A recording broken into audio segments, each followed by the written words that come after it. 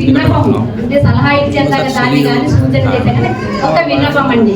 ఇక్కడ మహిళలు రావడానికి కారణం ఏమంటే వైఎస్ఆర్ రాజశేఖర రెడ్డి జగన్మోహన్ రెడ్డి మీద అభిమానంతో వచ్చినారు. ఓకే అండి. రూలింగ్ లో ఉన్నప్పుడు అంటే మన జగన్మోహన్ రెడ్డి సీఎం గా ఉన్నప్పుడు ఇక్కడ ఎన్నుకోబడిన నియోజకవర్గ మహిళలు అయితేనేమి కార్యకర్తలు అయితేవి ఎవరిని పట్టించుకోవడం లేదు.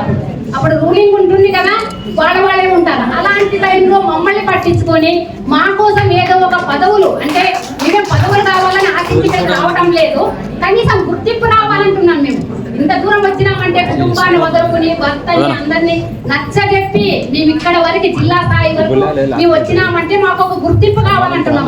ఆ టైంలో ఎవరు మీటింగ్లు పిలిచారు, మీటింగ్లు పెట్టారు, ఏమి చేయరు. ఇప్పుడు మళ్ళీ అధికారంలో లేకున్నందుకు అంటే నన్ను తప్పు పట్టొద్దండి, అధికారంలో లేకున్నందుకు యుద్ధం చేయడానికి మనం పిలుస్తున్నారు, యుద్ధం చేయడానికి పిలుస్తున్నారు. నేను తప్పుగా మాట్లాడింటే ఎవరైనా తెలుసు, కానీ అప్పుడు ఎందుకు మమ్మల్ని గుర్తించలేదు? ఎవరో నాయకులు ఉంటారా, వాళ్ళ భార్యలు తీసుకుని వచ్చి పదవుల్లో కూర్చోబెడుతున్నారు. వాళ్ళు కష్టపడింది లేదు, చేసింది లేదు. నా భార్య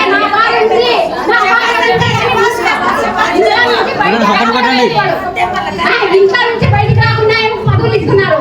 ఆమెకి ఏమి గురించి తెలియదు కదా, అలాంటి వాళ్ళు పదవులు ఇస్తున్నారు. మాకెందుకు ఇవ్వడం లేదంటే నాకు కాదు, మన వాళ్ళని గుర్తించాలా, మన వాళ్ళకి పదవులు ఇవ్వాలా.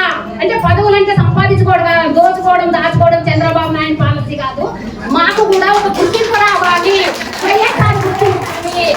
ఒకటి ఇంకొకటి ఏమంటున్నానంటే చంద్రబాబు నాయుడు తెలుగుదేశం నమోదు చేస్తారు కదా, ఒకటి అంటే గుర్తింపు కాడిస్తారు. వాళ్ళు చనిపోతే 5 లక్షలు ఇస్తున్నారు వాళ్ళు. మనకు అట్లాంటిది ఏదైనా గుర్తింపు చేయాలి వైఎస్ఆర్ పార్టీ నుంచి. ఇప్పుడే ఇక్కడికి వచ్చినాము, పోయేలో ఏం జరుగుతుందో తెలియదు.